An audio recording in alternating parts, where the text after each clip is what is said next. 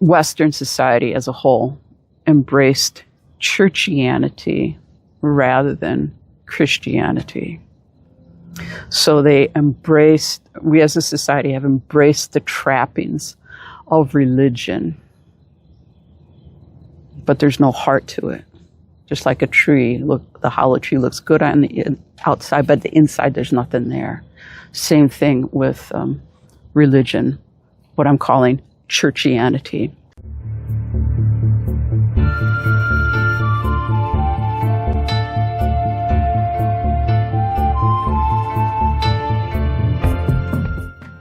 Think about a hollow tree. If you've ever seen a hollow tree, you know that on the outside, it looks healthy. It looks sound. It looks good. But the thing is, you can't tell what it's like on the inside until it's generally taken down by a storm of some sort. And it doesn't even have to be a major storm. It could just be a good strong wind. And that'll come along and take the tree down. And then, and only then, do you discover that although it looked great outwardly, on the inside, it was rotten. It was hollow. There was no substance at all. And I kind of view that as a metaphor for society. So in other words, if you think about society or civilization, our civilization today, we've got all these trappings of society, and outwardly they look good. We've got morality, we've got civility, we've got community, we have education, we have respect for authority, all those things. Although some of those items seem to have been questionable lately, but generally speaking, most people would agree that those are common characteristics of modern society: morality, civility, community, education, and respect for authority. So those are the trappings of society. That's what it looks like on the outside, but inside, I believe it's a different story.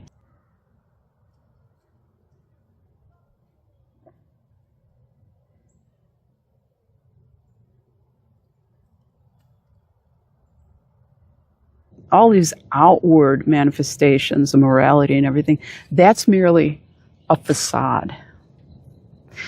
So in other words, it's a fake front. It kind of hides what's going on behind the scene, or kind of hides what's going on the inside. So although we appear to have morality and civility and all that kind of stuff, inwardly we are immoral, we are selfish, we are factious. We're full of, we're factious and we're fractious. We're divided as a society into tribes and group against group and all that kind of stuff. And there's rampant perversion. That's not the sign of a healthy society. Outwardly, it may look good, but inwardly, we are filled with these deeply unhealthy, deeply immoral and evil devices and characteristics. So, like a hollow tree, may look good on the outside, but inside there's no substance. Inside it's hollow and it's rotten, and it's ripe for a fall. And I believe that our society is also likewise ripe for a fall.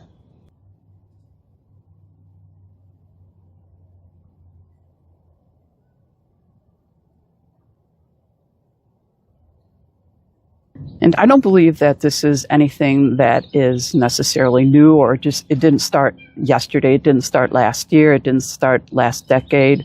But I believe that this has been brewing for quite some time. It's been brewing for decades. And I would venture to say that it probably started long before that, but I think it became more noticeable in the post-war era, post-World War II era. And at least speaking in terms of the US, but I think it can also be applied to Europe as well. But Western society as a whole embraced Churchianity rather than Christianity. So we as a society have embraced the trappings of religion, but there's no heart to it. Just like a tree, look, the hollow tree looks good on the outside, but the inside there's nothing there. Same thing with religion, what I'm calling Churchianity. And in the 1960s, you started to see, the rise of the hippie culture and all that kind of stuff. And actually, usually when people think of the hippie culture, they think of like flower power and anti-war protests and sex, drugs, rock and roll, all that stuff. And that was part of it. But there was another branch called the Jesus people or the Jesus movement.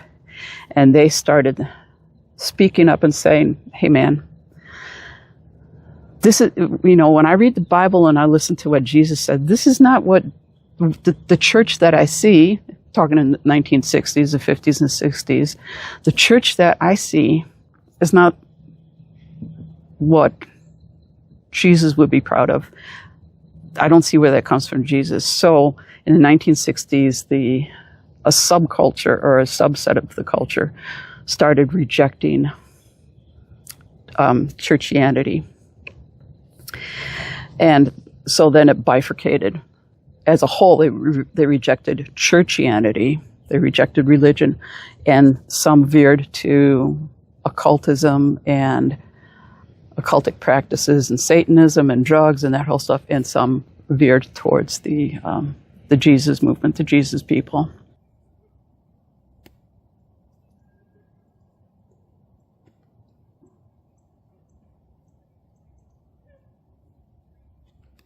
So in other words, even back in the 60s, people were beginning to recognize that something was deeply wrong with society.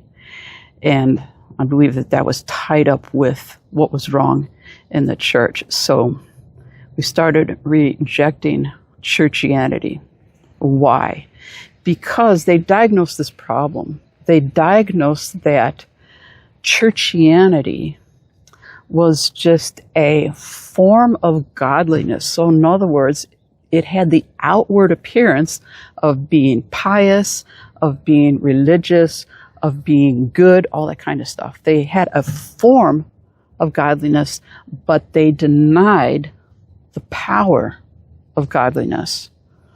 So in other words, and this is, like I said, it's been brewing for a long time. They actually started this type of thinking back in even as late as the 19th century. But basically they started pushing this idea that, well, the Bible is just a collection of fables. Don't take it too seriously. Don't take it literally.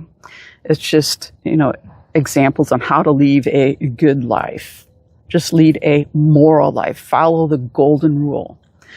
So what developed in this Churchianity was this externality, this external religion, this externality of piety. But there was no heart, there was no soul to it. All it was the vast majority of it was just focusing on do's and don'ts. And focusing on do's and don'ts and the outward appearance, that is not Christianity.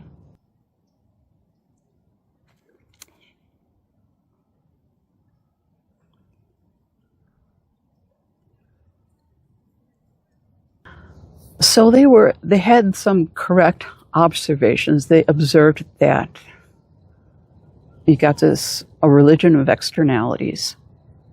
But the thing is, when you focus on the externalities, when you focus on do's and don'ts, that's not going to change any hearts. That's not going to change people, because it's just it's like the hollow tree. Out on the outside, it looks kind of good, but inside there's nothing. It's hollow. It's rotten. It's void of substance. Do's and don'ts, a religion of do's and don'ts, cannot change the heart. At best, It's just like a marionette. You got a marionette, a puppet, right? And you can manipulate the puppet by moving the strings. So it appears to be alive, but in reality it isn't. In fact, a marionette is not alive. A marionette lacks life. And a religion that focuses on the externalities is just pulling the puppet strings. There's no life there because the do's and don'ts cannot change hearts. So I believe that's what happened during the post-war years.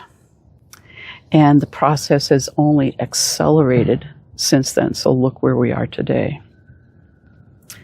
So if you look and see what's going on in modern society, we can see that there's a problem. And I believe that it's a spiritual problem. And since it's a spiritual problem, that means the only thing that will work to remedy this is a spiritual solution. So in other words, as I said, do's and don'ts cannot change hearts. Only the power of God can change hearts. The power of God, by that I mean the same power that raised Jesus Christ from the dead, only that can change hearts. So any other quote-unquote solution is just a band-aid on an arterial bleed. So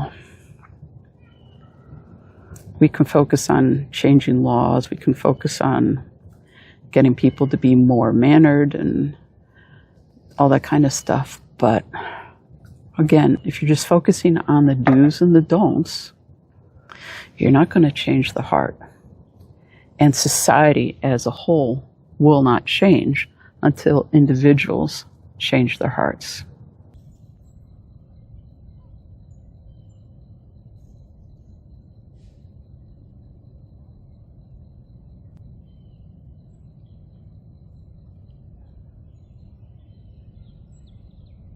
So, I hope I've given you something to think about.